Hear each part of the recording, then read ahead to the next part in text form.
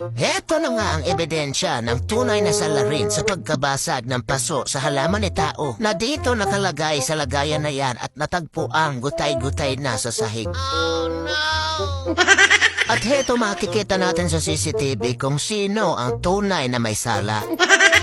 Dapong alas 6 ng hapon at naghahabulan ang mga maligalay. Makikita natumba ni Chloe ang halaman. Kasunod naman ito ang habulan ni Cassie at ni Champing. Makikita na sa unang takbo ni Champing ay hindi nalaglag ang halaman. At sa pagkakataong ito,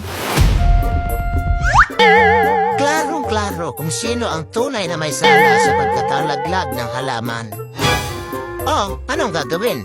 Ikaw ang nakita sa CCTV na nakabasag nito, Champing. Simula ngayon hindi ka magme-merienda ng 7 araw at makukulong ka ng 6 na oras, Champing. Oh, ngayon mo ilabas ang attorney mo, Champing.